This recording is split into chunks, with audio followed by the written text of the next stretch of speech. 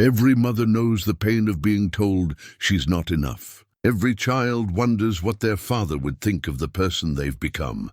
Elira was cast aside by Alpha King Hadric, banished to a cold fortress where the kingdom assumed she would wither and die. But she didn't break. She raised 7 children in secret, his children, born from one night of passion before her exile. For 24 years, she taught them strength without cruelty, wisdom without arrogance.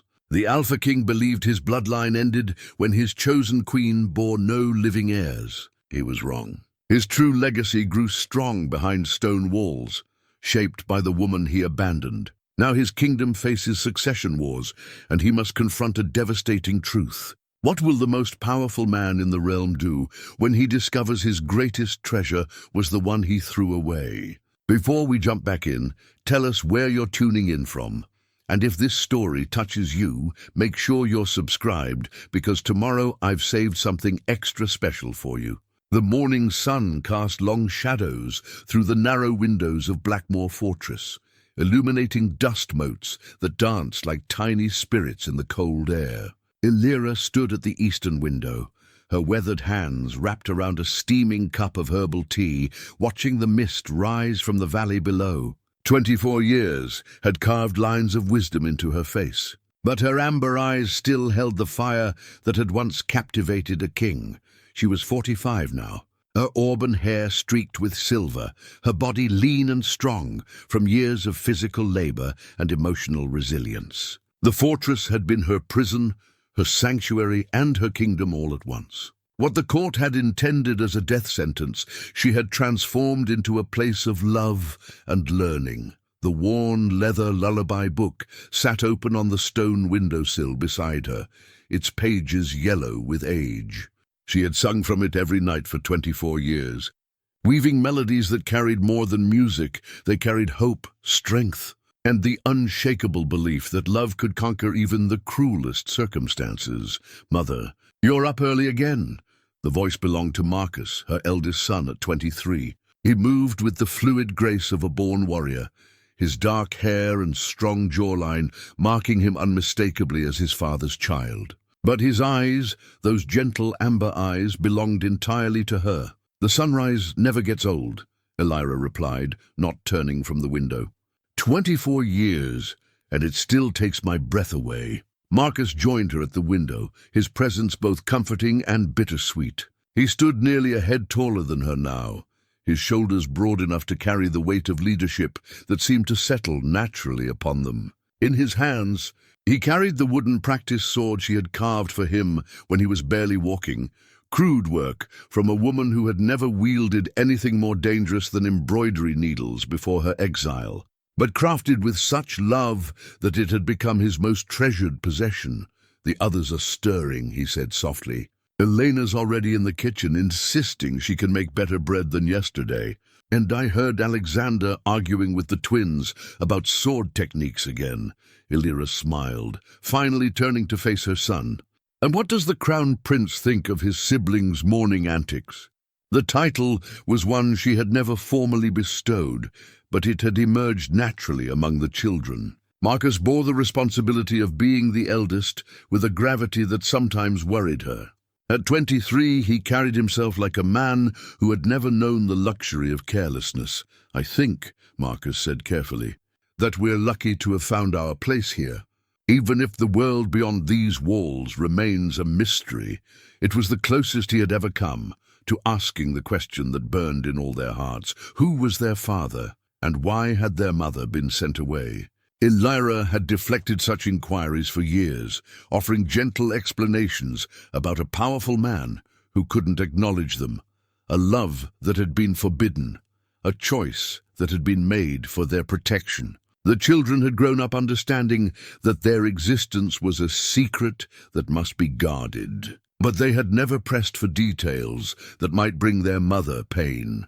The fortress itself told part of the story. Built into the mountainside like a sleeping giant, its grey stone walls rose 50 feet above the rocky ground, topped with battlements that had never seen battle. 4 towers marked the corners, connected by thick walls that enclosed a courtyard large enough for training and gardens. Inside, the main keep housed 15 rooms, including a great hall that Elira had transformed into their family's heart. A place where 7 children could gather around a massive fireplace and listen to stories, share meals, and learn the lessons that would shape them into the people they were becoming. The other children began to appear as morning claimed the fortress. Elina, 21, had inherited her mother's auburn hair, but her father's commanding presence. She moved through the world with quiet confidence, equally at home in the kitchen or the practice yard.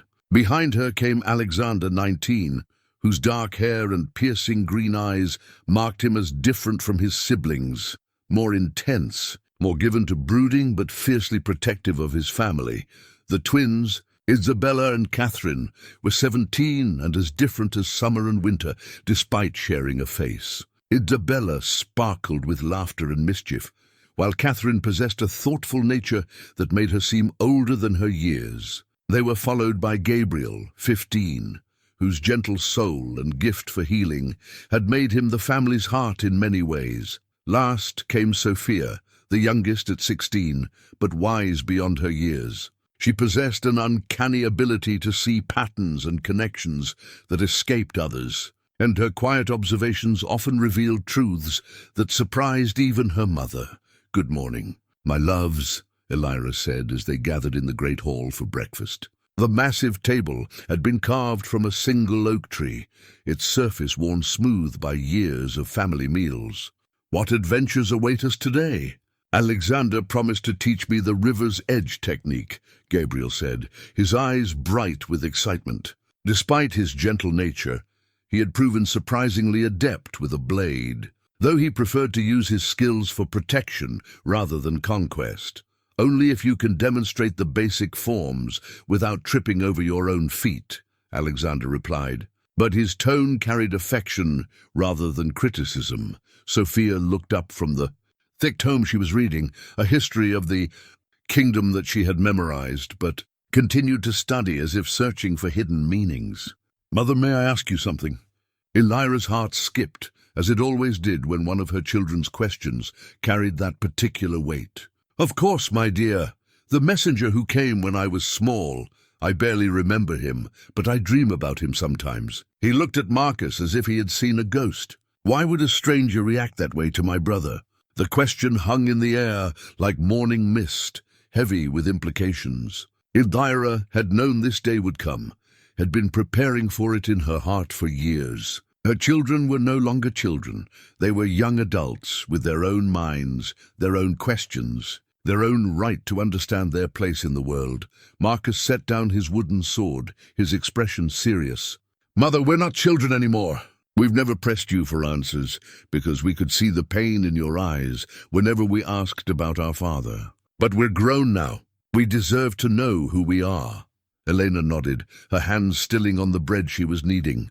"The way you taught us to fight, to lead, to think strategically, these aren't skills a woman learns by accident. You've been preparing us for something our entire lives." The twins exchanged one of their wordless communications before Isabella spoke for both of them. "We know we're different from other children. We're stronger, faster, and sometimes when we're all together, the very air seems to change around us," Catherine added quietly. "We've felt the magic stirring in us, Mother. It responds to our emotions, to our unity. That's not common bloodline magic. That's something special." Alexander, always the most direct of her children, leaned forward across the table. "You've raised 7 potential heirs, haven't you? 7 children who could claim a throne if they chose to. The question is, whose throne?" Sophia closed her book with a soft thud. "And why did he send you away when he knew you carried his children?" Elira looked around the table at these remarkable young people she had raised in isolation, seeing not just her children, but the future leaders they had become. Marcus, with his natural authority and unshakable moral compass. Elena, with her fierce intelligence and warrior's heart. Alexander, with his strategic mind and passionate loyalty. The twins, with their complementary strengths. Isabella's charisma and Catherine's wisdom. Gabriel, with his healing touch and gentle strength. Sophia, with her brilliant mind and gift for seeing truth, they were ready for the answers they sought, even if those answers would change everything. "Your father," she said quietly, "is King Hadric of Valdris, the Alpha King, who rules this realm with an iron fist and has never acknowledged a single bastard child in 30 years of rule." The silence that followed was profound, broken only by the crackling of the fire and the distant cry of a hawk circling the fortress walls. Marcus spoke first, his voice carefully controlled. "That would make us his heirs," Elira confirmed.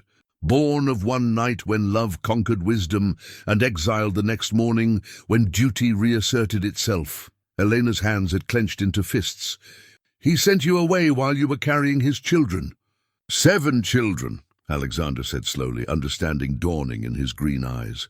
7 potential heirs to the throne of Valdris.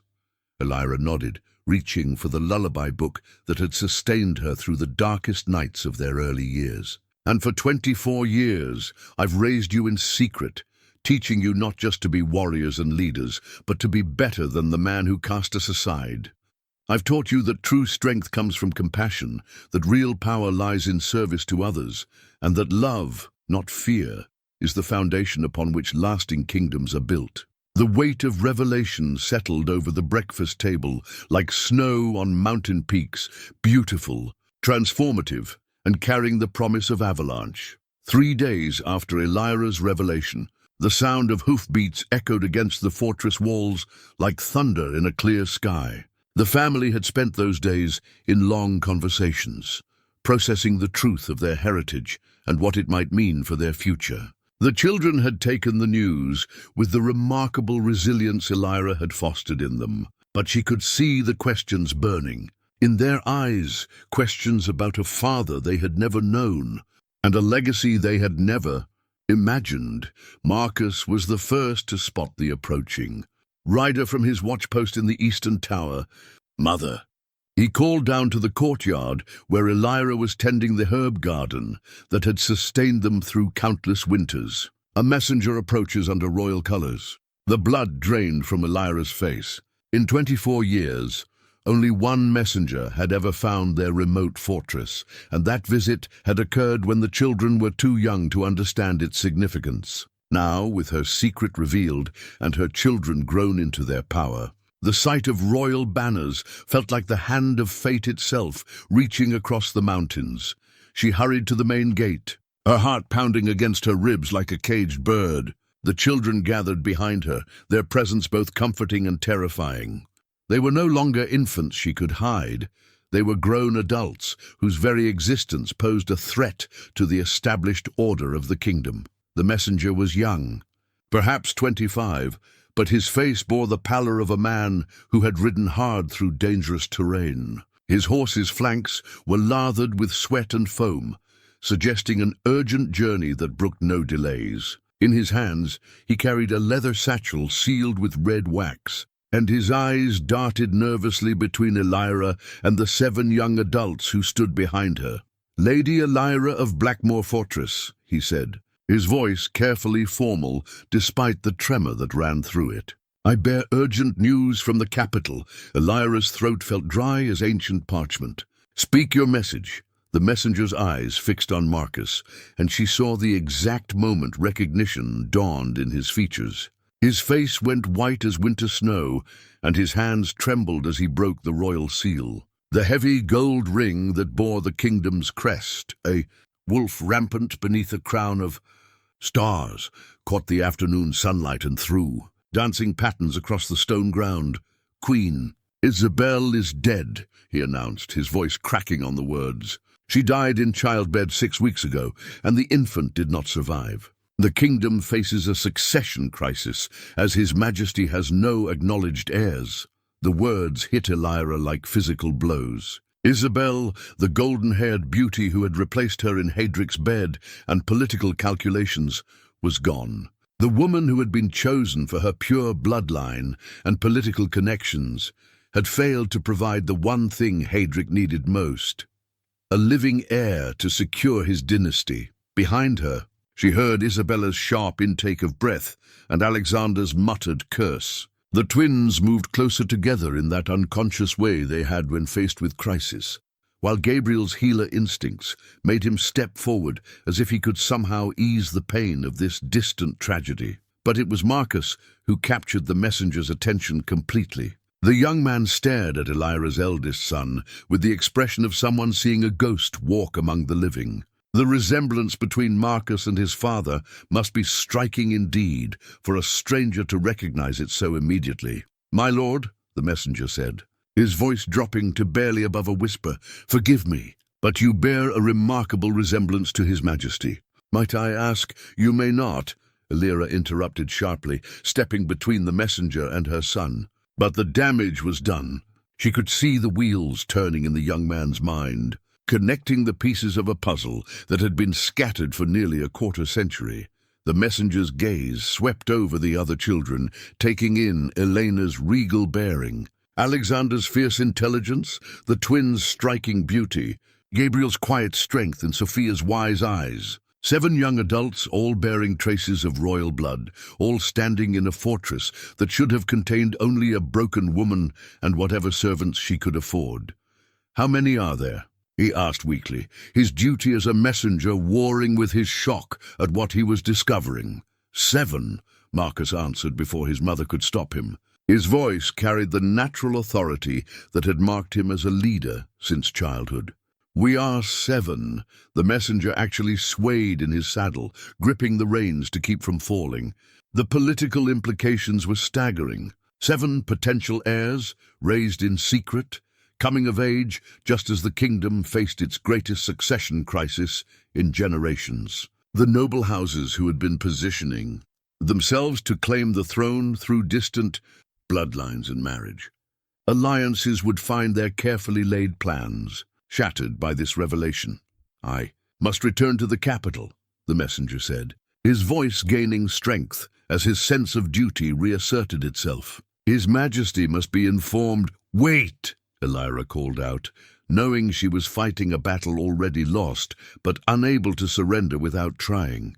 "What you've seen here, think carefully before you speak of it. These are innocent young people who have lived their entire lives in peace. Whatever games the court may play, whatever ambitions may drive men to treachery, they have no part in such things." The messenger's expression softened slightly, but his resolve remained firm. "My lady, I understand your desire to protect them, but the kingdom bleeds without clear succession. Noble houses gather their armies, and whispers of civil war grow louder with each passing day. If these young people are truly His Majesty's blood—" "They are," Elena said firmly, stepping forward to stand beside her mother and brother. "And we are not afraid of our heritage or its consequences." Alexander joined them, his green eyes flashing with the fire that had always marked him as the most passionate of the siblings. "Tell us of this crisis. How close is the kingdom to war?" The messenger glanced at Elira as if seeking permission to speak freely, then seemed to realize that these were no longer children to be protected from harsh truths. 3 major houses have declared their intent to press claims to the throne. Lord Garrett of the Eastern Marches claims descent from the king's grandfather. The Duke of Westmore argues that his wife's bloodline gives him rights of succession. And Lord Commander Thane of the Royal Guard suggests that strength of arms should determine the next ruler. Catherine spoke quietly from behind her siblings. "And meanwhile, the kingdom suffers while powerful men play at war. The common people grow restless," the messenger confirmed. "Trade has slowed, bandits grow bolder, knowing the king's attention is divided, and our neighbors watch our borders with increasing interest. The realm needs stability, and stability requires clear succession." Gabriel's healing instincts extended beyond physical wounds to the pain of entire kingdoms. "How long before this conflict becomes open warfare?" "Months, perhaps weeks," the messenger admitted.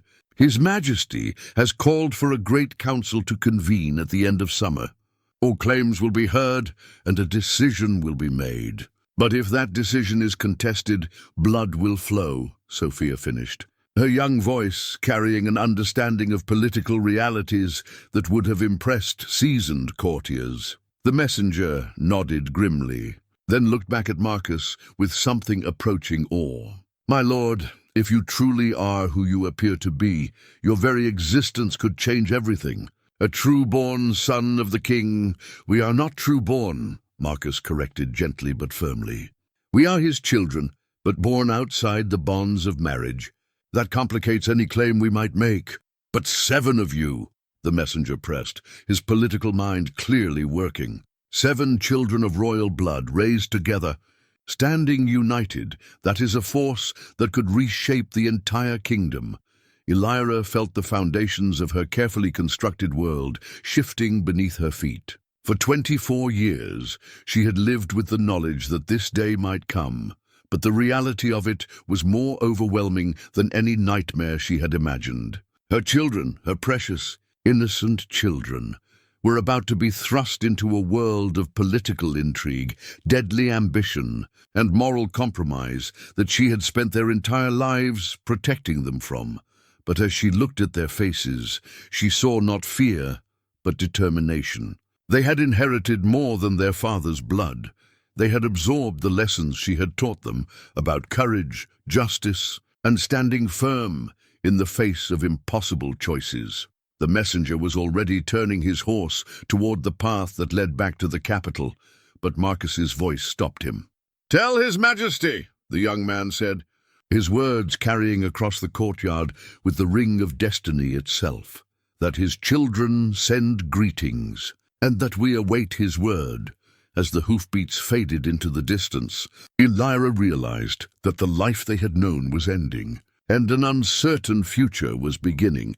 That evening, as storm clouds gathered over the fortress and rain began to drum against the ancient stones, Elira sat in her private chamber, holding the faded portrait she had hidden for 24 years. The painting showed Hadric as he had been at 28, young, passionate, and unmarked by the crown's weight that would later bend his soul toward cruelty. His dark hair fell across his forehead in waves that Marcus had inherited, and his amber eyes held a warmth that had disappeared long before he became known as the Iron King. She traced the painted features with trembling fingers, remembering the man who had existed for one magical night before duty and political necessity transformed him into the stranger who had cast her aside. The portrait had been a gift from him during their brief courtship, painted by the finest artist in the capital, intended to be the first of many tokens of affection between a king and his chosen love. Instead, it had become the only proof that the gentleman in the painting had ever existed at all. A soft knock interrupted her reverie. "Mother?" Elena's voice carried through the heavy oak door. "May we come in?" Elira quickly moved to hide the portrait, then stopped herself. The time for secrets had passed. "Enter, my dear ones." All 7 of her children filed into the chamber, their faces grave with the weight of the day's revelations.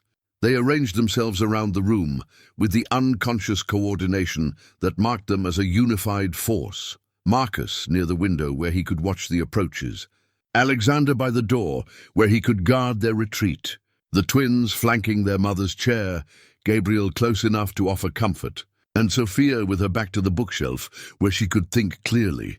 "We've been talking," Marcus began, his voice careful and measured, "about what the messenger told us, about the kingdom's situation, and about what our existence means for the people who depend on strong leadership." Elira's heart clenched. Even now, faced with the reality of their dangerous heritage, her children's first thoughts were for others who might suffer from political chaos. She had raised them well, perhaps too well for their own safety. "Show us," Elena said gently, nodding toward the portrait Elira still held. "Show us the man you loved before he became the king who sent you away." With hands that shook only slightly, Elira turned the painting so her children could see their father's face. The effect was immediate and startling. Marcus straightened unconsciously, his posture shifting to match the confident bearing in the portrait. Alexander's eyes narrowed as he studied the features he shared with the painted king.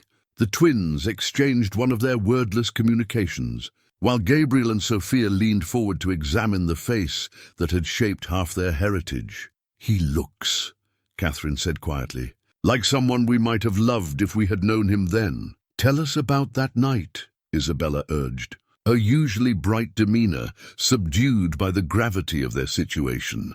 Tell us how we came to be.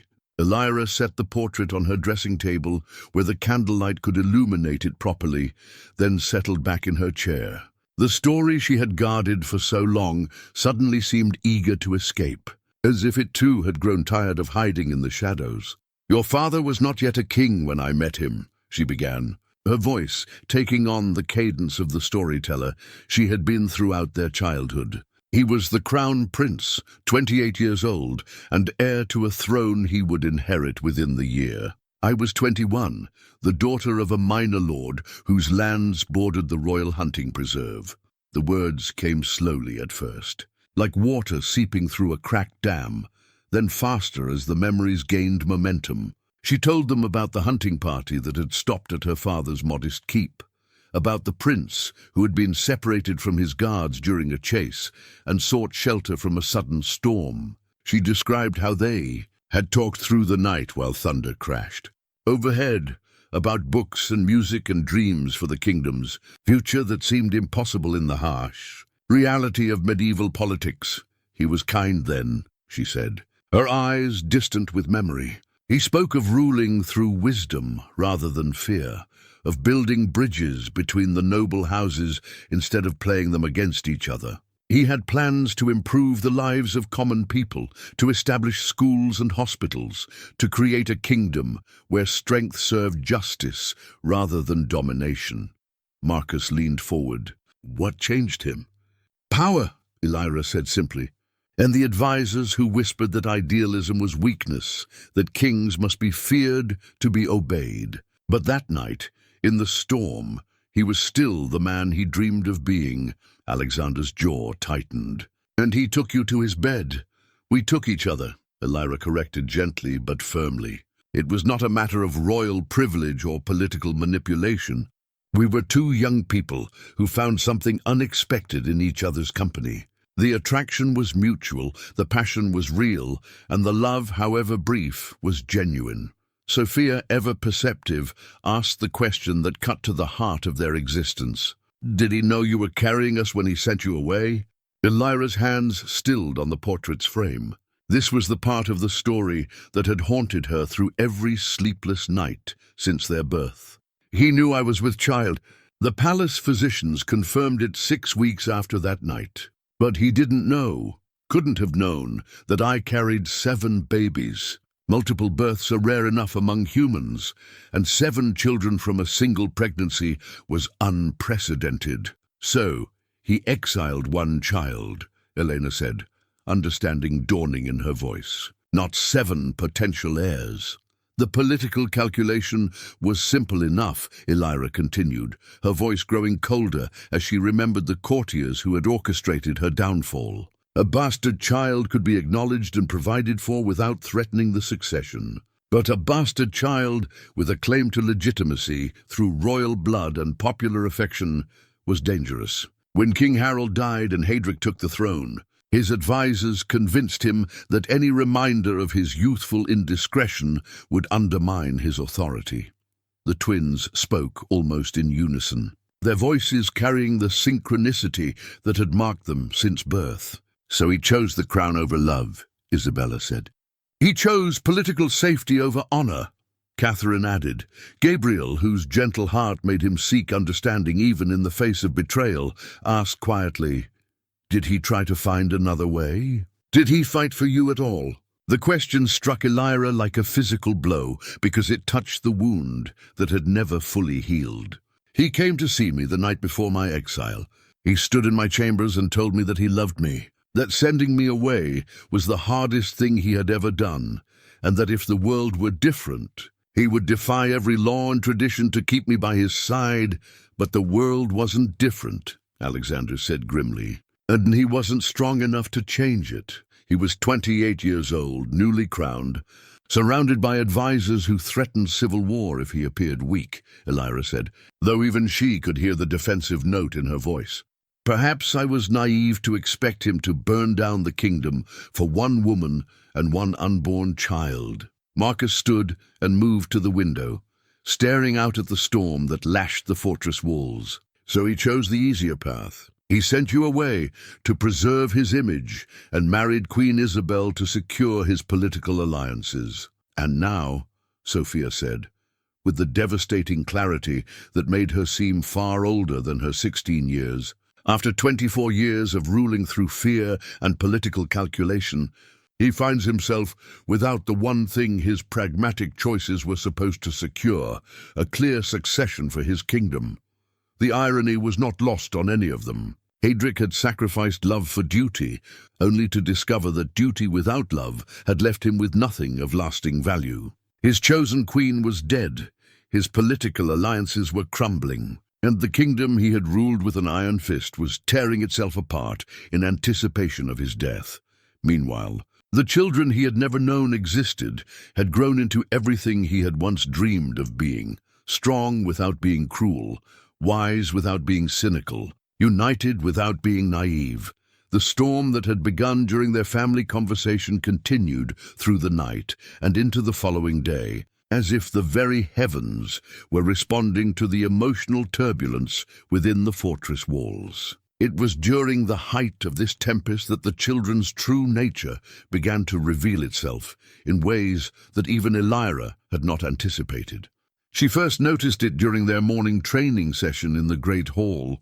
The 7 siblings had gathered as they did every day, practicing the combat techniques and strategic thinking she had taught them throughout their lives. But today something was different. The air itself seemed to shimmer around them, and when Marcus raised his wooden practice sword, the ancient weapon began to glow with a soft golden light. "Mother!" Gabriel called out, his voice tinged with wonder and concern. "Look at your hands!" Elira glanced down to see her own skin, radiating a gentle warmth that seemed to pulse in rhythm with her heartbeat. The bloodline compass that had sat dormant on the mantelpiece for years, a relic from her father's house that supposedly pointed toward true royal blood, suddenly began to spin wildly, its needle unable to settle on any single direction when surrounded by so much concentrated nobility. "We're changing," Sophia observed with her characteristic calm, even as silver light danced around her fingertips. The revelation of our heritage, the messenger's visit, the emotional intensity of learning the truth, it's awakening something that was always within us. Alexander stepped forward, and the stones beneath his feet seemed to resonate with each footstep, creating a deep harmonic that thrummed through the fortress walls. "It's not just individual power," he said, his green eyes wide with understanding. "It's the connection between us. When we stand together, when we move with unified purpose, the very world responds." The twins demonstrated this phenomenon by joining hands. The moment their fingers touched, the air around them began to swirl with visible energy, creating patterns of light that resembled ancient runic symbols. Isabella's natural charisma seemed to amplify Catherine's thoughtful wisdom, while Catherine's deep understanding enhanced Isabella's ability to inspire others. "7 heirs," Elena murmured, watching the display with fascination rather than fear. 7 children of royal blood, raised together, thinking and feeling and acting as one. No wonder the bloodline compass can't find its center. We are the center. Marcus lowered his glowing sword and looked at his mother with eyes that held new understanding. "This is why you taught us to work together instead of competing with each other, isn't it? Why every lesson emphasized unity over individual achievement." "You knew this would happen." Elira shook her head slowly. "I hoped for it," she admitted. "The old stories speak of royal children who could achieve together what no single ruler ever could alone. But the stories also warn that such power only emerges under specific conditions, when the children are raised in love rather than ambition, when they see themselves as protectors rather than conquerors." Gabriel moved to the center of the group, and his gentle healing nature seemed to draw his siblings toward him like flowers turning toward the sun. As they formed a circle around him, the individual lights radiating from each of them began to merge and intensify, creating a column of radiance that rose from the floor to the vaulted ceiling above. "I can feel the kingdom," he said softly, his eyes closed and his expression peaceful despite the awesome power flowing through him. The pain of the people, the fear of the nobles, the grief of a king who realizes too late that he chose poorly. It's all connected, all part of a pattern that we might be able to heal. Sophia's brilliant mind grasped the implications immediately. The ancient prophecy that speaks of 7 heirs who would heal the broken kingdom. It wasn't referring to political healing alone. It was talking about healing the very nature of rulership itself. Alexander's strategic thinking clicked into place, like puzzle pieces finding their proper positions. A kingdom ruled not by one person making decisions for millions, but by 7 working in harmony to serve the greater good. Each of us bringing our individual strengths to create something greater than any single ruler could achieve. Elena's warrior heart responded to the tactical possibilities. No single point of failure, no succession crisis when one ruler dies, no concentration of power that can corrupt absolutely. A council of equals bound by blood and love and shared purpose. Catherine, ever thoughtful, raised the practical concerns that would face any revolutionary change. But the kingdom isn't ready for such a transformation. The noble houses, the common people, even our father, they understand the world through the lens of single rulers and clear hierarchies. How do we introduce something so fundamentally different without creating chaos? Isabella's gift for inspiration provided the answer. We prove ourselves worthy of trust. We demonstrate that our way of leading creates better outcomes for everyone. We show rather than tell, achieve rather than argue. The column of light surrounding them began to pulse with a rhythm that seemed to match the heartbeat of the earth itself. Elira watched her children with a mixture of pride and terror, recognizing that they had grown beyond her ability to guide or protect them. They were becoming something the world had never seen, a force for transformation that could reshape not just the kingdom of Valdris, but the very concept of leadership itself. "There's something else," Marcus said, his voice carrying the authority that marked him as their natural spokesperson. "I can sense him. Our father. He's troubled, conflicted, drawn towards something he doesn't understand. The connection between us isn't just magical, it's emotional. He feels our awakening, even if he doesn't know what it means." Alexander nodded grimly. "Which means our time of hidden preparation is ending.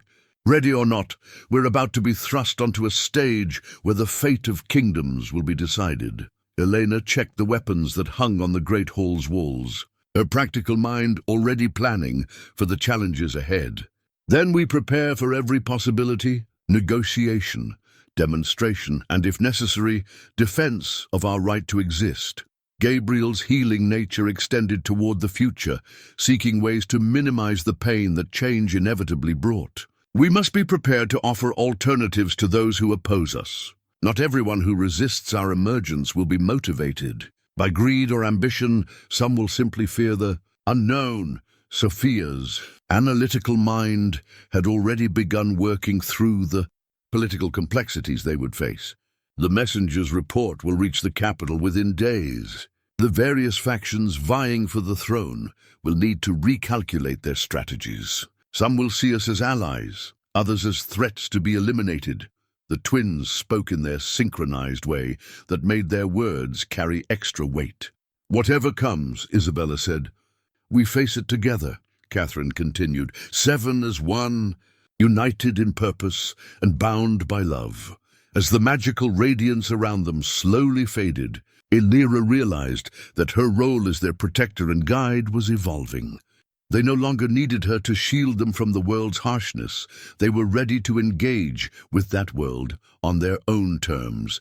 Armed with the wisdom she had given them and the power they had discovered within themselves, the children she had raised in hiding were becoming the leaders the kingdom desperately needed. Whether their father was ready to acknowledge them or not, 200 miles away in the capital city of Drakmor, King Hadric Valdris sat alone in his private study, the war crown heavy upon his graying head. The ornate circlet, forged from steel taken from ancient battlefields and set with gems won through conquest, had become more burden than symbol in recent years. At 52, the Alpha King, who had once commanded fear and respect from every corner of his realm, now faced the bitter irony that all his strength could not solve the crisis threatening to tear his kingdom apart. The messenger's report lay open on his desk, the parchment trembling slightly in his weathered hands. He had read it 17 times since its arrival that morning, each reading bringing fresh waves of disbelief, recognition, and something that felt dangerously close to hope. 7 children, he murmured to the empty room, his voice hoarse with emotions he had spent decades learning to suppress. 7 heirs raised in the fortress where I sent their mother to die. The fortress. He remembered ordering Elira's exile with the cold calculation that had marked all his political decisions in those early years of his reign. Blackmoor had been chosen specifically for its isolation and harsh conditions, a place where a disgraced woman could disappear from history without requiring active execution. He had told himself it was mercy, allowing her to live out her days in obscurity rather than facing the executioner's block that some of his advisors had recommended. Now, 24 years later, he discovered that his calculated cruelty had instead created something unprecedented. Not the broken exile he had expected, but a mother who had raised 7 potential heirs in secret, children who bore his blood, but had never known his influence. The physical description of the eldest son haunted him most. Marcus, even the name carried echoes of his own father's lineage. The messenger's account of a young man with dark hair, amber eyes, and the unmistakable bearing of nobility had shaken Hadric more profoundly than any military defeat. It was like staring into a mirror that showed not his current self, but the man he had been before the crown's weight had bent his soul toward hardness. A soft knock interrupted his brooding. "Enter," he called, not bothering to look up from the report that had consumed his attention. "Your Majesty," came the voice of Lord Chancellor Garrett, a thin man whose political instincts had served the crown faithfully for 15 years. "The council awaits your pleasure. The matter of the succession must be addressed, and each day's delay strengthens the resolve of those who would press their own claims." Hadric finally raised his eyes from the parchment, noting how Garrett's gaze immediately fixed on the document that had arrived from the northern frontier. The man's curiosity was practically visible, but his discretion had always been absolute.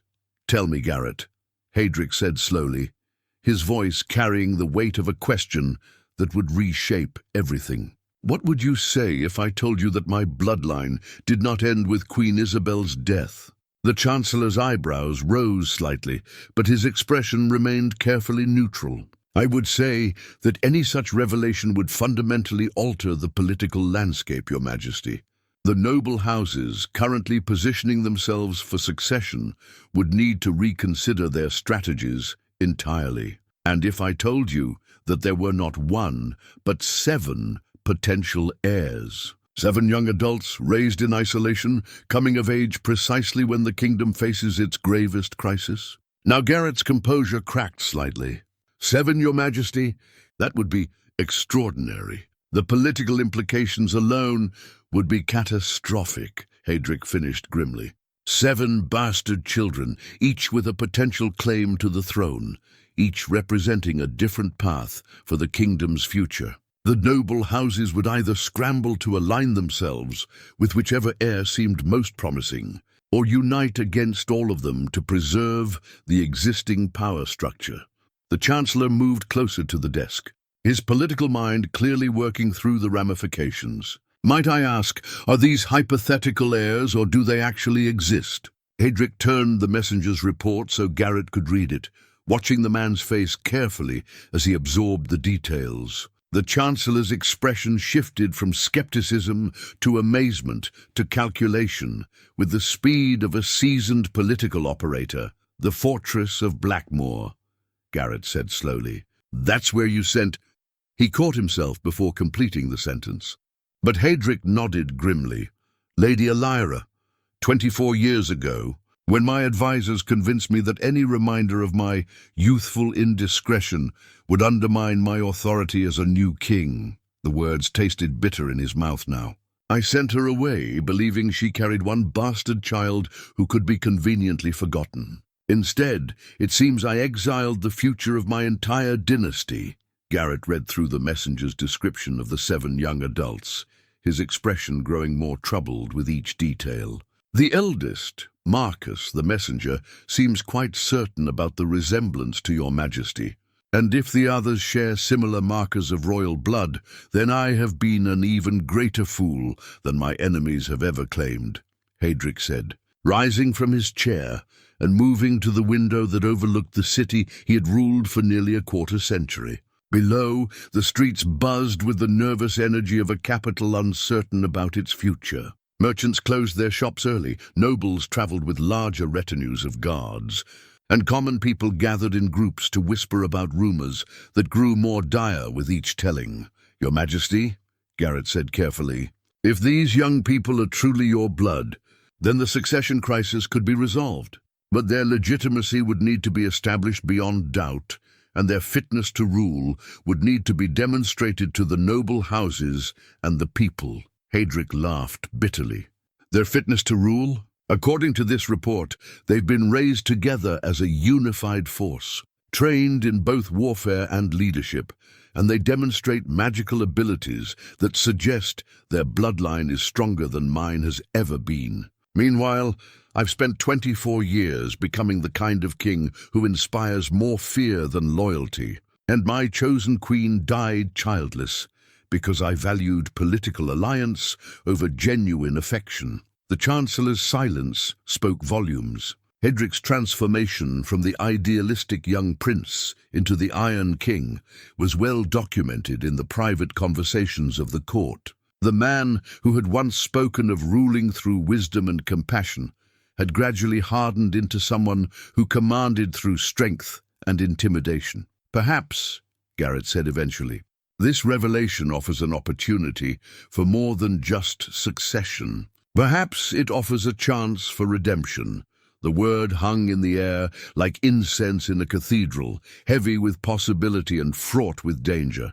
Hadric had spent so many years building walls around his heart that the possibility of tearing them down felt both terrifying and impossibly appealing. I dream about her sometimes, he admitted, his voice dropping to barely above a whisper. Elira, even after all these years, I dream about the woman I loved for one night and abandoned the next morning. I tell myself it was necessary, that the kingdom required such sacrifices, that personal happiness was a luxury I couldn't afford as a king. And now, Garrett prompted gently, now I discover that the woman I sent away in shame has raised 7 heirs who might be everything I once hoped to become. Strong without being cruel, wise without being cynical, united without being naive. Hadric's hands clenched into fists as he stared out at his kingdom. The irony would be laughable if it weren't so damning. Garrett moved to stand beside his king, understanding that this conversation had moved beyond political strategy into territory that was intensely personal. What will you do, Your Majesty? Hadric closed his eyes, feeling the weight of 24 years of regret settling on his shoulders like a mantle of lead. I'm going to do something I should have done long ago, he said finally. I'm going to face the consequences of the worst decision I ever made, and pray that it's not too late to make amends. The royal crypts beneath Drakmore Castle had not seen a living soul in weeks, not since Queen Isabel's funeral procession had descended into their marble depths to lay her body beside the generations of rulers who had come before. Now, in the flickering light of a single torch, King Hadric knelt beside the newest tomb, his weathered hands pressed against the cold stone that bore his dead wife's name. I failed you, he whispered to the silence, his voice echoing off the ancient walls. Not as a husband. We both knew our marriage was a political arrangement, but as a man who promised to honor the sacrifice you made in marrying a king who could never love you as you deserved, the Queen's death. Shroud lay draped over her carved effigy. and beneath it rested the woman who had spent 15 years trying to give him the heir he needed. Isabella of Westmore had been beautiful, intelligent, and politically astute, everything his advisors had assured him a queen should be. She had also been kind in her way, understanding that their marriage served the kingdom's needs rather than their personal desires, but she had never been. Elira. Hadric reached into his robes and withdrew a small object. Wrapped in silk, the miniature portrait Elira had given him on the night they had conceived 7 children together. He had kept it hidden through all the years of his marriage, a secret reminder of the man he had been before duty stripped away his capacity for genuine feeling. The painted face that stared back at him showed a young woman with auburn hair and amber eyes. Her expression, holding the kind of joy that came from believing the world was full of infinite possibilities. Looking at it now, after reading the messenger's report about the woman she had become, Hadric felt the full weight of what his choices had cost them both. She was 21, he said to Isabel's tomb, needing to speak the words aloud even if only the dead could hear them. 21 years old, carrying my children. And I sent her away because my advisors convinced me that love was a luxury I couldn't afford as a king. I chose the crown over her heart, political stability over personal honor. The torch flame guttered in a draught that seemed to carry the whispers of all the rulers who had made similar choices throughout history. How many kings had sacrificed love for duty? How many had convinced themselves that personal happiness was incompatible with effective leadership? Footsteps echoed in the corridor above, and Hadric quickly concealed the portrait as Lord Chancellor Garrett descended into the crypts. The man's expression was carefully neutral, but Hadric could see the concern in his eyes. "Your Majesty, the noble houses are growing impatient. Lord Commander Thane has requested another private audience, and Duke Westmore's representatives have arrived from the borderlands. They seek assurance that their claims will be given proper consideration." Hadric rose slowly, his knees protesting the long vigil beside his wife's tomb. "And what of the other reports? Have any other messengers returned from the frontier regions?" Garrett's hesitation told him everything he needed to know. "There have been rumors, Your Majesty. Whispers that travel faster than official dispatches. Some speak of strange lights seen in the mountains near Blackmoor Fortress. Others tell of traders who claim the very air around that region feels different, charged with power that makes their horses nervous and their compasses spin wildly. The children are coming into their abilities," Hadric murmured, more to himself than to his chancellor. 7 heirs, unified in purpose, awakening to power that their mother helped them understand rather than fear. Garrett moved closer, lowering his voice even though they were alone among the dead. "Your Majesty, if you intend to acknowledge these potential heirs, it must be done carefully. The noble houses, who have spent months positioning themselves for succession, will not surrender their ambitions easily. Some may view any such acknowledgement as a threat to be eliminated." The warning was valid, and Hadric knew it. The 3 major claimants to his throne, Lord Garrett of the Eastern Marches, Duke Westmore, and Lord Commander Thane, had each invested heavily in their respective campaigns. They had made promises to supporters, formed alliances with other noble houses, and built their entire political futures on the assumption that the throne would pass to one of them. The sudden appearance of 7 legitimate heirs would shatter those calculations completely. "Tell me," Hadric said, starting toward the stairs that led back to the world of the living. "What do you know about the prophecy of the 7 who heal?" Garrett's scholarly background served him well in such moments. An ancient text, largely dismissed by modern historians as myth. It speaks of 7 royal children, born of love rather than duty, who would emerge during a time of great crisis to transform the very nature of leadership itself. "Born of love rather than duty," Hadric repeated, the words carrying weight that made his chest ache. "Everything my advisors taught me to despise, everything they convinced me was weakness in a ruler." They emerged from the crypts into the castle's main level, where the bustle of court life immediately surrounded them. Servants hurried past carrying messages between noble houses. Guards stood at attention with the heightened alertness that came from sensing political tension, and courtiers clustered in small groups engaged in the kind of whispered conversations that shaped kingdoms. "Your Majesty," Garrett said as they walked through corridors lined with portraits of Hadric's ancestors. "If the prophecy has any basis in truth, then perhaps the kingdom's crisis is not the disaster it appears to be. Perhaps it's an opportunity for transformation that has been generations in the making."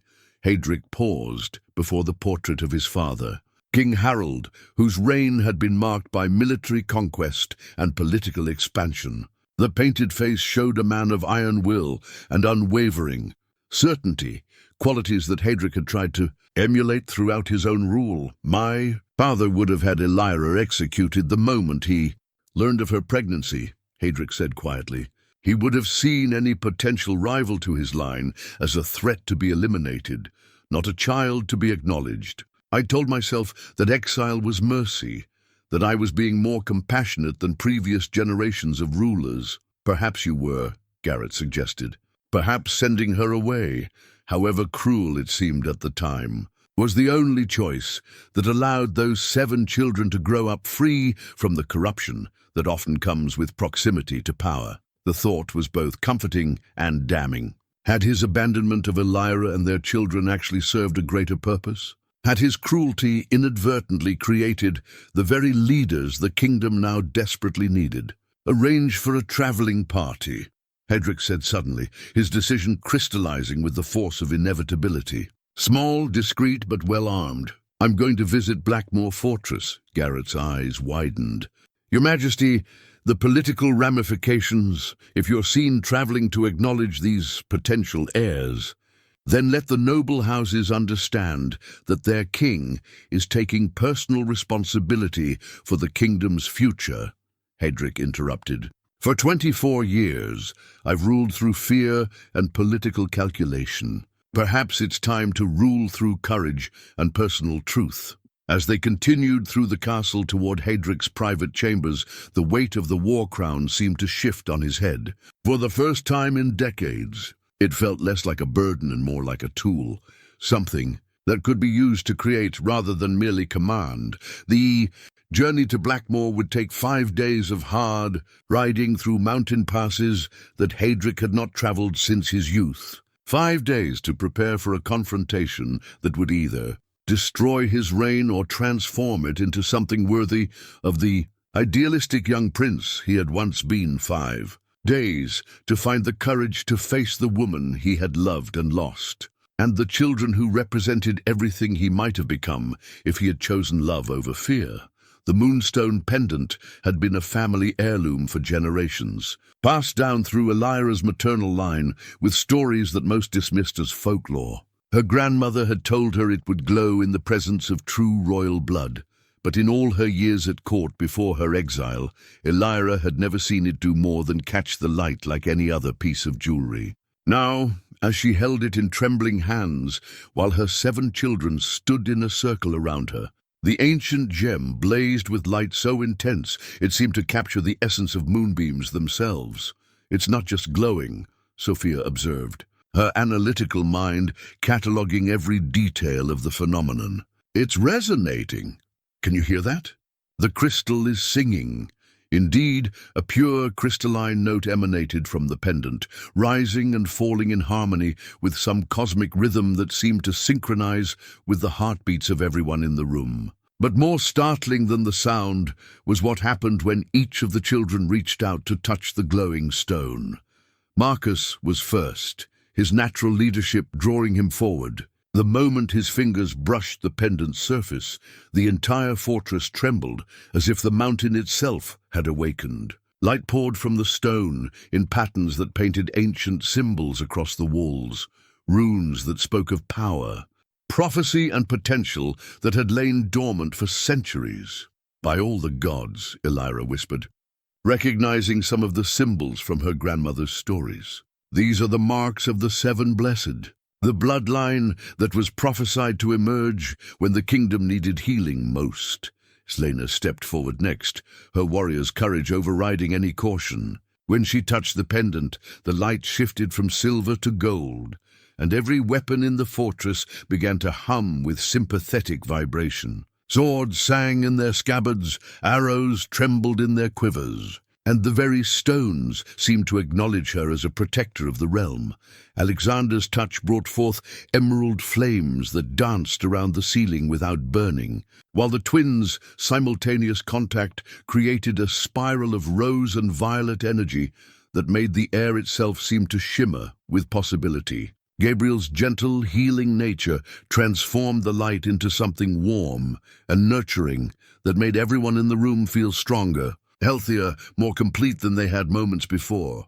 When Sophia, the youngest and perhaps wisest of them all, finally placed her small hand on the pendant, the revelation that followed changed everything they thought they knew about their heritage. The pendant didn't just glow, it projected images into the air above them, showing scenes from the past with crystal clarity. They saw their mother as a young woman, not in the modest chambers of a minor lord's daughter, but in the sacred grove where the ancient bloodline ceremonies had been performed for 1,000 years. They saw Elira's grandmother placing the pendant around her neck and speaking words in the old tongue that bound her to a destiny none of them had imagined. "You were never just a minor lord's daughter," Marcus said, his voice filled with awe as the visions continued to unfold. "You're descended from the original royal line, the bloodline that ruled before the current dynasty took power through conquest." The images shifted, showing Hadric not as the calculating king who had exiled his inconvenient lover, but as a young man whose own bloodline carried traces of the ancient magic that had once unified the realm. His attraction to Elira had not been mere physical desire. It had been the recognition of two bloodlines that were meant to merge, two halves of a prophetic whole-seeking reunion after centuries of separation. "The seven blessed," Elira said, her voice trembling as understanding dawned. "My grandmother used to tell me stories about children who would be born when the old blood and the new blood came together. 7 heirs who would carry both the strength of conquest and the wisdom of the ancient ways." Alexander's strategic mind grasped the implications immediately. That's why our abilities manifest differently when we're together than when we're apart. We're not just siblings, we're the living fulfillment of a prophecy that has been waiting centuries for the right circumstances to unfold. The pendant's visions showed them more. The original royal line being driven from power by Hadric's ancestors.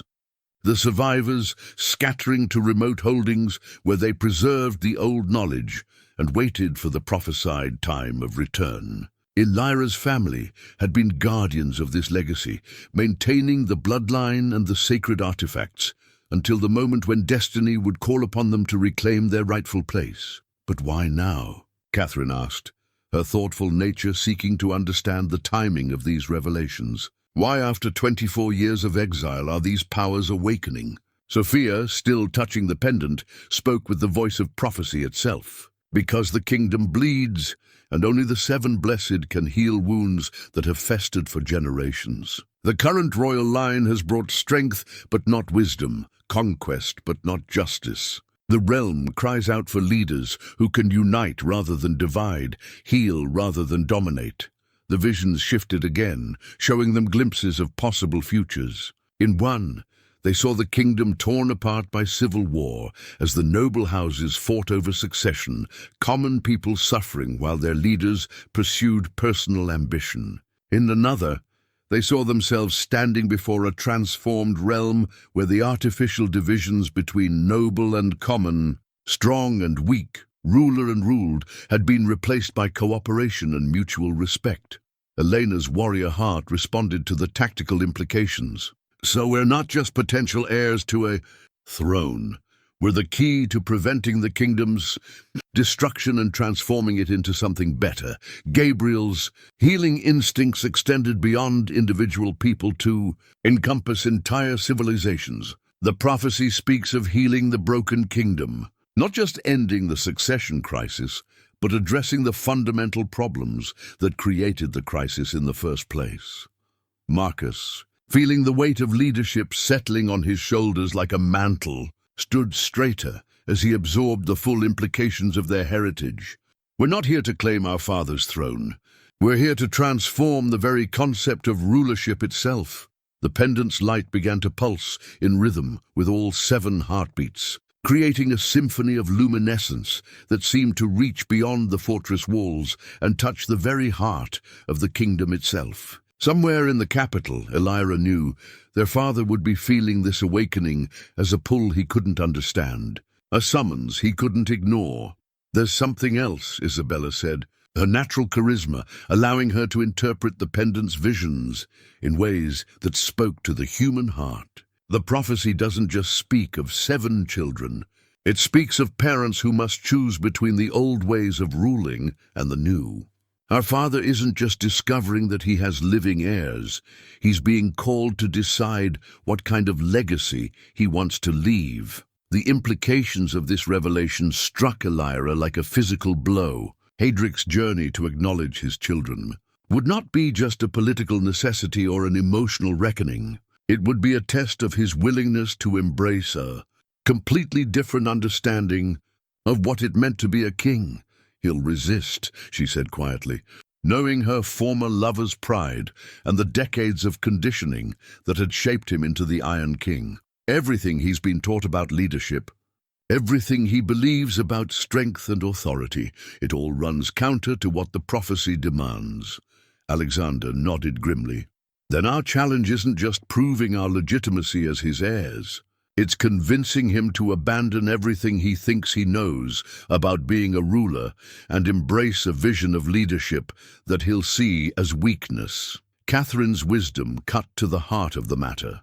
"Unless we can show him that true strength comes from unity rather than domination, that real power serves others rather than demanding service, he'll see us not as his salvation, but as a threat to everything he's built." The pendant's glow began to fade as the visions completed their revelation.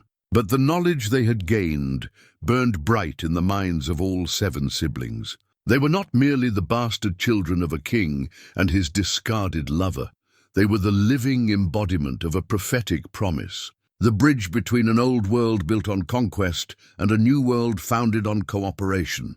"Whatever comes," Marcus said, "speaking for all of them, we face it together. 7 as one, united in purpose, carrying the hope of a kingdom that doesn't yet know it needs healing."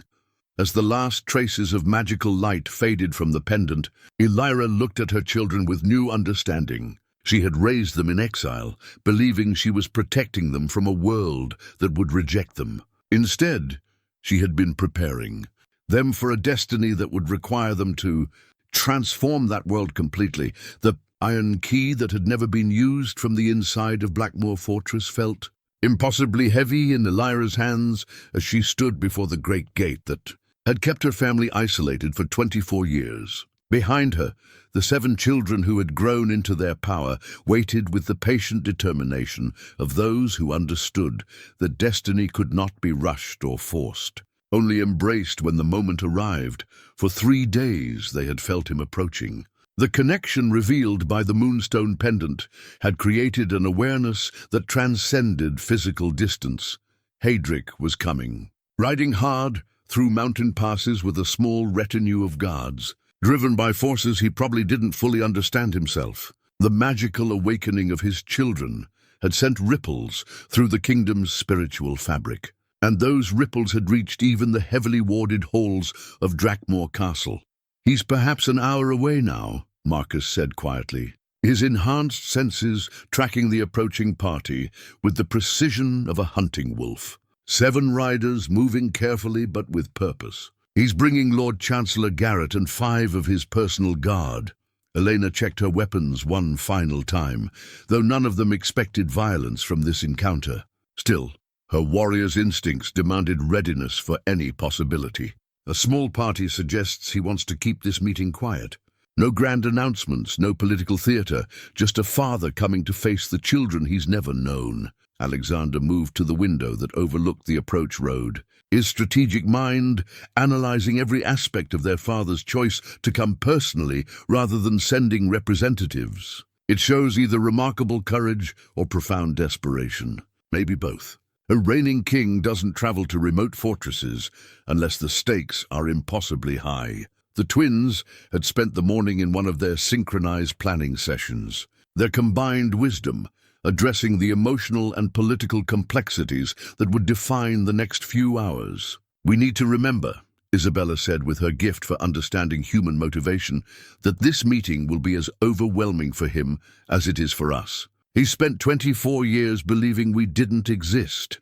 Catherine continued the thought with her characteristic insight into deeper truths. "And he's coming here not just as a king seeking to resolve a succession crisis, but as a man confronting the greatest regret of his life. We must be prepared for any reaction, joy, rage, denial, or desperate hope." Gabriel's healing nature had led him to prepare the Great Hall not just as a meeting space, but as a place where emotional wounds that had festered for decades might finally begin to heal. He had arranged the furniture to encourage conversation rather than confrontation, placed medicinal herbs in the corners to calm frayed nerves, and ensured that the lighting would be warm rather than harsh. Sophia, ever the scholar, had spent the morning reviewing everything they knew about their father's psychological profile based on his public actions and the stories their mother had shared. He's a man who has spent his entire adult life believing that emotional vulnerability is incompatible with effective leadership. Seeing us, proof that love can create something stronger than political calculation, will challenge everything he thinks he knows about power. Elira herself had gone through her own preparation ritual, donning not the simple clothes of exile she had worn for so many years, but a gown she had carefully preserved since her time at court. It was blue silk, the color of summer skies, cut in the style that had been fashionable during her brief courtship with the then crown prince. She wanted Hadric to see not just the woman who had raised his children in exile, but the young lady he had once loved enough to risk everything. "Mother," Marcus said gently, noting the way her hands trembled slightly as she fitted the fortress key into the great gate's lock, "you don't have to do this alone. Whatever happens, when we open this door, we face it as a family." She turned to look at these remarkable young people who had been her entire world for more than 2 decades. Each one bore the physical markers of their royal heritage, but more importantly, each carried themselves with the quiet confidence that came from being raised with love rather than fear. "Wisdom rather than ambition. I know, my dear ones," she replied, her voice steady despite the emotions churning in her chest. "But this first moment, this first sight of the father you've never known that belongs to all of us equally. I won't let my own complicated feelings about Hadric overshadow your right to form your own impressions of the man who gave you life." The sound of approaching hoofbeats grew louder, echoing off the fortress walls with the rhythm of inevitability itself. Through the narrow windows, they could glimpse the royal party as it crested the final ridge before the fortress, 7 figures on horseback, moving with the disciplined precision of those accustomed to dangerous travel. "There," Elena said, pointing to the lead rider whose bearing marked him unmistakably as their father. Even at this distance, even after 24 years, Hadric carried himself with the unconscious authority that came from a lifetime of command. But there was something else in his posture, a heaviness that spoke of burdens carried too long and regrets that had grown too large to ignore. Alexander's sharp eyes picked out details that revealed the king's state of mind. He's not wearing his ceremonial armor or traveling in state. This is as close to a private citizen as a reigning monarch can manage. He wants to meet us as a father, not as a king. The twins exchanged one of their wordless communications before Isabella spoke for both of them. "Look at how he holds himself. There's anticipation there, but also fear. He's as nervous about this meeting as we are." Gabriel's empathic abilities, enhanced by their recent magical awakening, allowed him to sense the emotional tumult radiating from the approaching party. He's not the only one struggling with this. Lord Chancellor Garrett is practically vibrating with political anxiety, and the guards are torn between their duty to protect the king and their confusion about whether they're approaching allies or potential threats. Sophia's analytical mind processed every detail, with the precision that made her insights so valuable. The fact that he came at all tells us everything we need to know about his current state of mind. The man who exiled our mother 24 years ago would have summoned us to court or sent representatives to investigate. The man riding toward our gate is someone who needs to see us with his own eyes, to confirm that we're real and to understand what we represent. As the royal party drew closer, the family could make out individual faces. Hadric's features were weathered by age and responsibility, his dark hair now streaked with silver, but the bone structure that Marcus had inherited was unmistakable. His amber eyes, the same eyes that looked back at them from mirrors throughout the fortress, swept across the battlements as if searching for glimpses of the children he had never known existed. "He looks," Catherine said quietly, "like a man who has carried a heavy weight for so long that he's forgotten what it feels like to stand straight." Elena's warrior instincts picked up on the subtle signs of a man who had spent decades in positions of danger. But he's still strong, still capable of decisive action when the situation demands it. This isn't a weakened king coming to beg for our help. This is a ruler who has decided to confront his past, regardless of the personal cost. As the horse's hooves clattered to a stop before the great gate, the moment that had been building for 24 years finally arrived. Elira's hand tightened on the iron key, feeling the weight of all the choices that had led to this confrontation. Her own choice to love a crown prince, Hadric's choice to prioritize duty over emotion, and now their children's choice to step forward as the leaders their kingdom desperately needed. "Whatever happens," Marcus said, "speaking for all 7 siblings, we remember who we are and what we've learned. We are the bridge between the old ways and the new, the healing that follows necessary breaking, the hope that emerges from despair." Alexander added his own perspective with characteristic directness.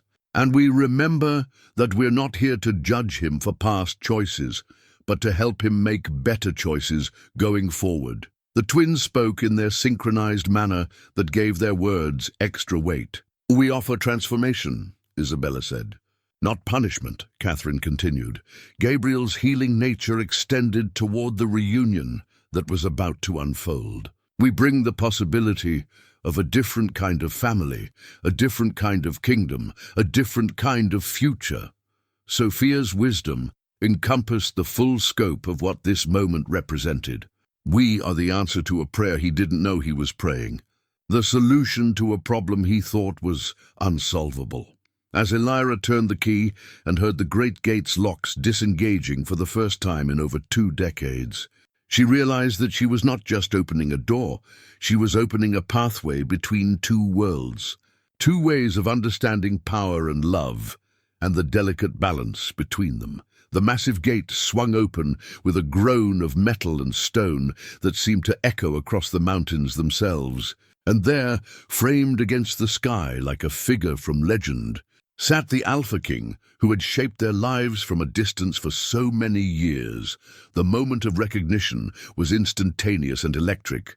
Hadric's eyes found Elira first, and the years seemed to fall away as he saw not the exile he had created, but the young woman he had loved and lost. Then his gaze shifted to the 7 young adults standing behind her, and his expression transformed from shock to wonder, to something that looked very much like hope. The crystal vial that materialized in the air between them seemed to capture the very essence of recognition and regret. As Hadric dismounted from his horse and stepped through the gate he had ordered sealed 24 years ago, tears began to fall, first his, then Elira's, then those of 7 children meeting their father for the first time. The mystical vessel filled slowly with each drop of genuine remorse, its faceted surface catching the afternoon light and throwing rainbows across the fortress courtyard. Elira, Hadric's voice cracked on her name, carrying the weight of more than 2 decades of buried grief. He stood 10 feet away from the woman he had loved and abandoned, close enough to see how time had refined her beauty, into something deeper and more powerful than the youthful loveliness that had first captured his heart. You're magnificent. She had aged, yes, but age had only strengthened the qualities that had drawn him to her in the first place. Her auburn hair, now streaked with silver, caught the light like burnished copper.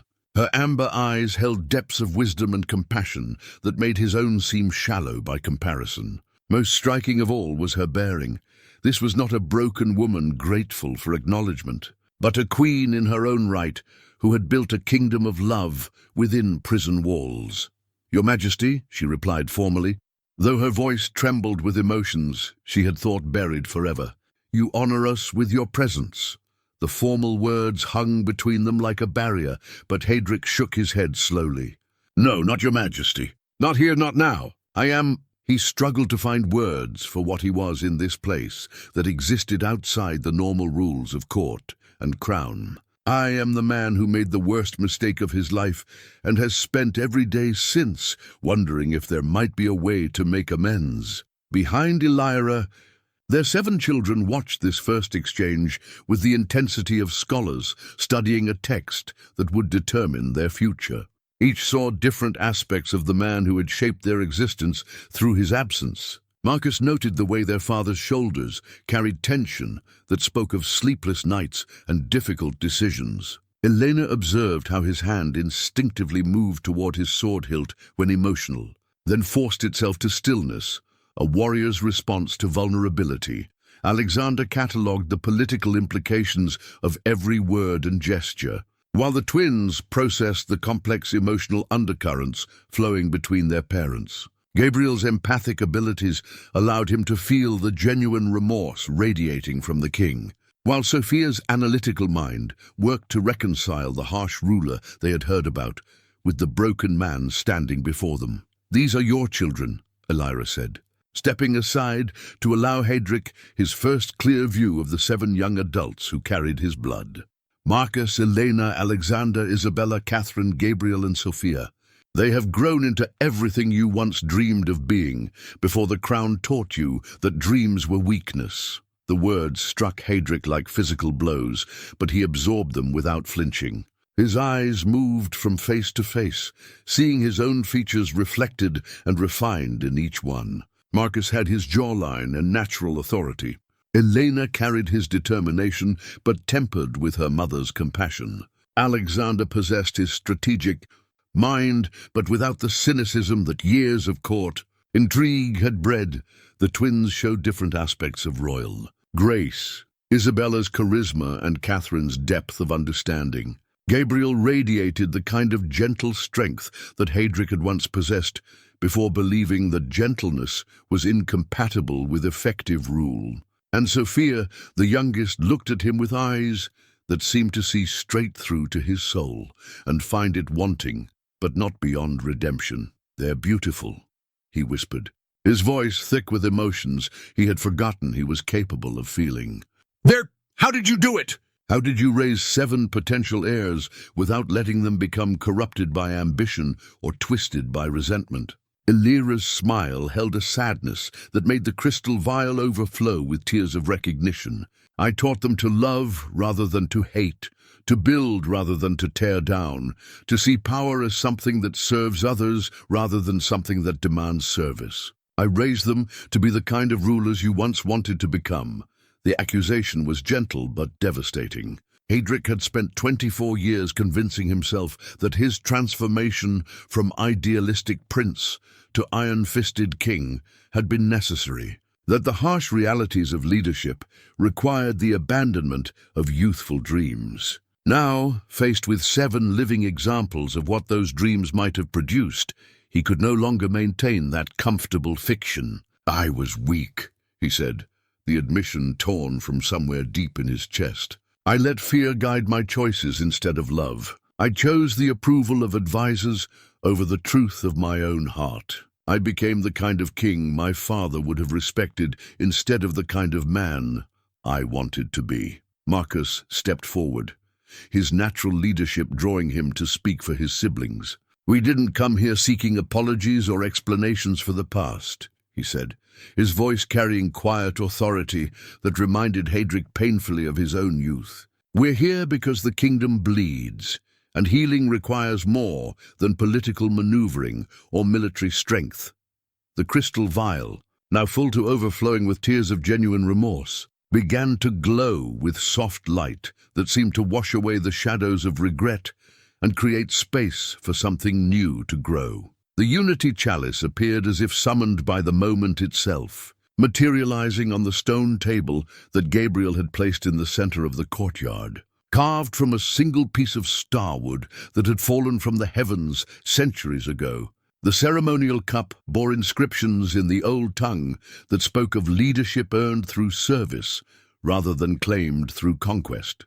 According to legend, only those who ruled with both strength and compassion could lift it.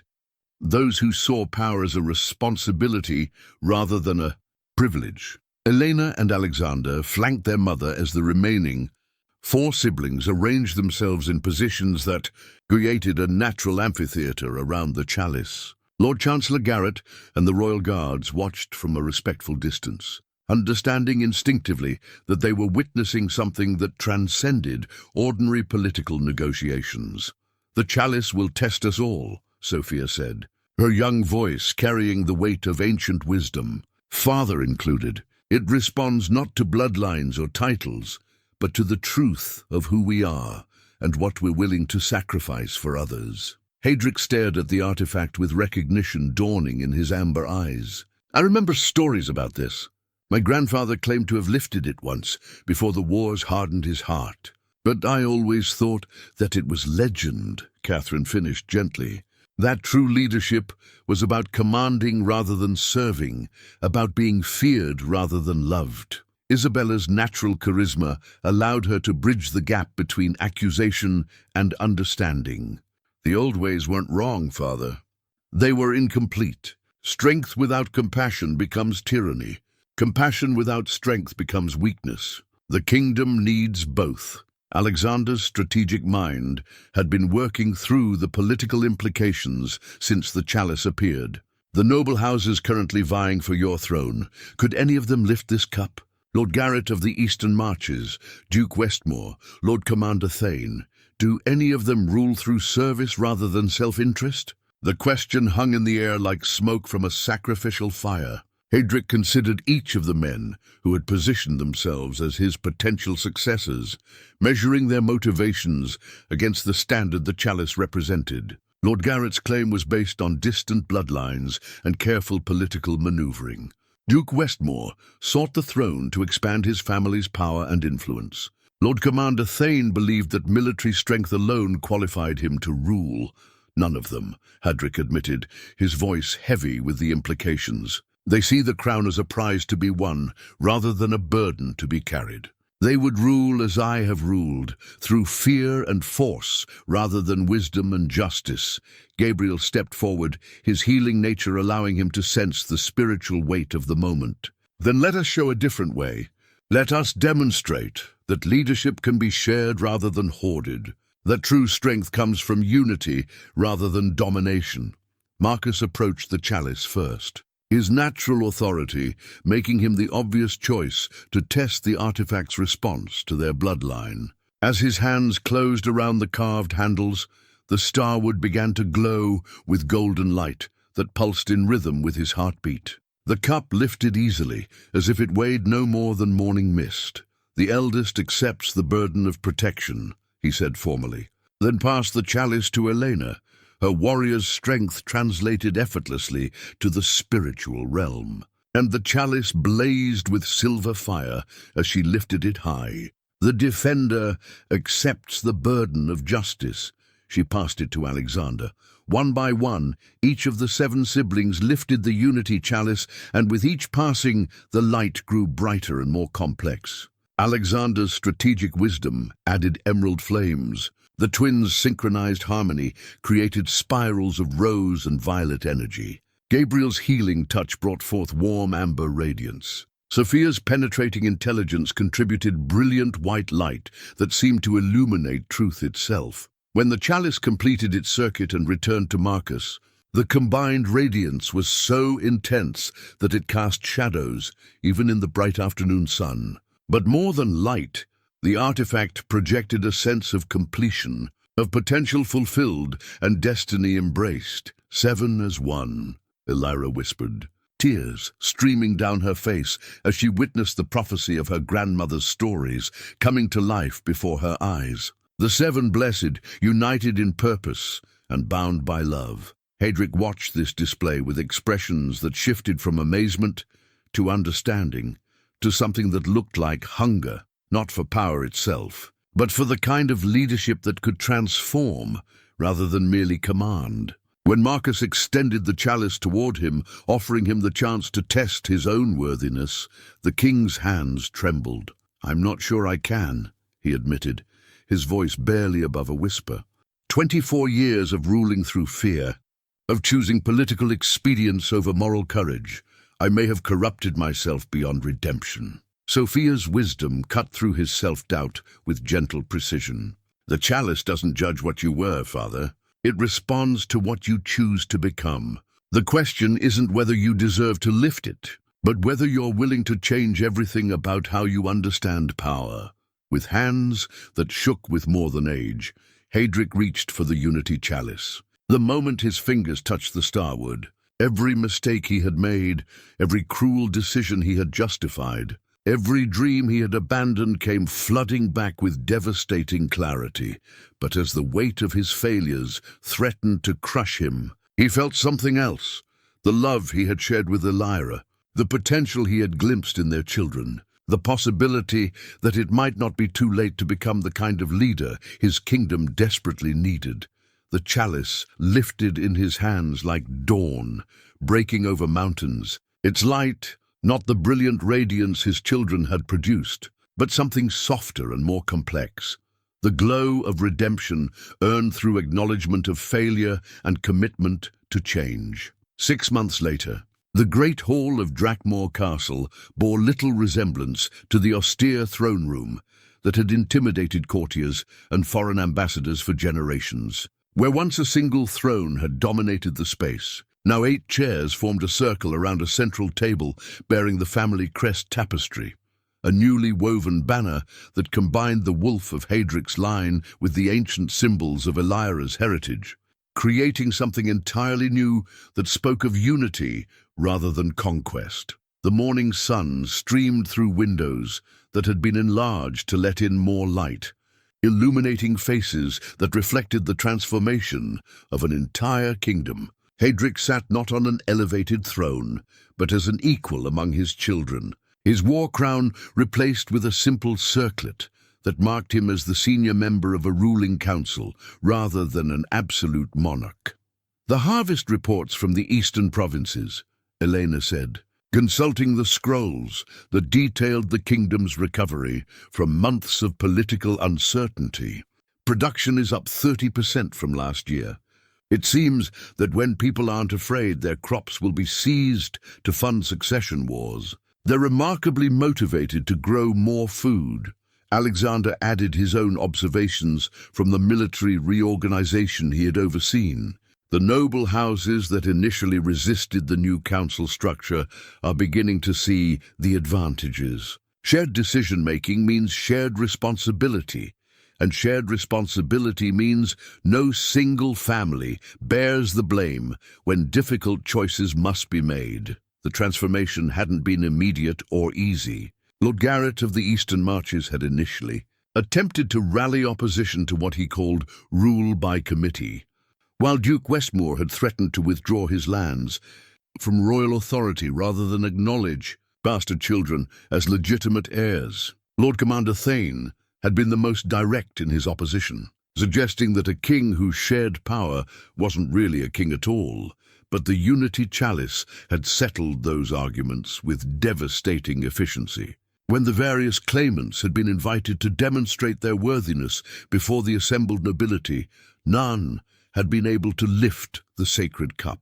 The artifact had remained stubbornly earthbound in their hands, its starward surface showing no trace of the radiant light that had blazed when touched by the 7 siblings and their father. Isabella's gift for inspiration had proven invaluable in those early days of transition. People respond to authenticity, she had told the noble houses who questioned the new system. They want leaders who serve them rather than demanding service. The old way of ruling through fear was already failing. We're simply offering an alternative that actually works. Catherine's deeper wisdom had addressed the more philosophical objections to shared leadership. Power concentrated in one person inevitably corrupts, because human beings aren't designed to make decisions for millions without input and accountability. 7 minds working together will always make better choices than one mind working in isolation. Gabriel's healing touch had extended beyond individual people to encompass the entire realm. Under his guidance, hospitals had been established in every major town, staffed by healers trained in both traditional medicine and the magical arts that the royal family's awakening had made more widely accessible. Sophia's analytical brilliance had revolutionized the kingdom's administrative systems. Tax collection became more equitable. Trade disputes were resolved through mediation rather than force, and education was expanded to include common children alongside the nobility.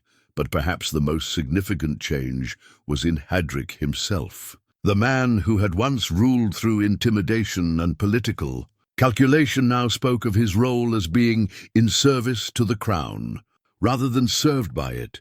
The transformation was visible in everything from his posture to his manner of speaking, where once he had commanded, now he consulted. Where once he had decided, now he facilitated. The ambassador from Westhold brings interesting news, Marcus reported. His role as the council's primary liaison with foreign powers, keeping him informed about regional developments. They're requesting permission to send observers to study our governmental structure. It seems word of the 7 Blessed has spread beyond our borders. Elira, who now held the formal title of Queen Mother and served as the council's advisor on matters of historical precedent and moral guidance, smiled at the irony. 24 years ago, Hadric was afraid that acknowledging our children would weaken his kingdom's position among neighboring realms. Now those same realms are asking to learn from the strength that comes from unity. The changes extended beyond politics to the most personal levels. Hadric and Elira had remarried in a ceremony that combined the grand pageantry expected of a royal wedding with the intimate joy of 2 people rediscovering love after decades of separation. Their union served as a symbol of the kingdom's healing, proof that even the deepest wounds could be mended with patience, forgiveness, and commitment to growth. The fortress of Blackmoor had been transformed from a place of exile into a center of learning, where young people from across the kingdom came to study the principles of collaborative leadership and ethical governance. The great hall where Elira had once gathered her 7 children for breakfast now hosted conferences where representatives from every province worked together to address challenges that affected the entire realm. There's one more matter for today's council, Hadric said, producing a letter sealed with wax that bore the mark of a distant kingdom. King Edmund of Northmark writes to propose a marriage alliance between his eldest daughter and... He paused, realizing that the old assumptions about royal marriages no longer applied. Well, he doesn't specify which of our sons he has in mind, because he's not sure how inheritance works when there are 7 equal heirs. The laughter that filled the hall was warm and genuine, a sound that would have been impossible in the austere throne room of the old regime. These were not subjects dutifully responding to their ruler's humor, but family members sharing a moment of joy. Tell King Edmund, Marcus suggested with a grin, that marriage alliances in our kingdom are based on mutual affection and shared values rather than political convenience. If his daughter is interested in any of us, she's welcome to visit and see if she finds someone whose company she enjoys. As the council session concluded and the royal family prepared to share their evening meal, Hadric looked around the transformed hall with something approaching wonder. The banners that hung from the walls, told the story of a kingdom that had learned to embrace change rather than fear it, to build rather than conquer, to heal rather than harm. The eternal flame that burned in the great brazier at the room's center would burn for generations to come, tended by royal hands that understood that true power lay not in commanding others, but in serving something greater than oneself. It was the flame of love conquering fear, of unity transcending division, of hope triumphing over despair, and in its warm light, a kingdom that had been broken was finally truly whole.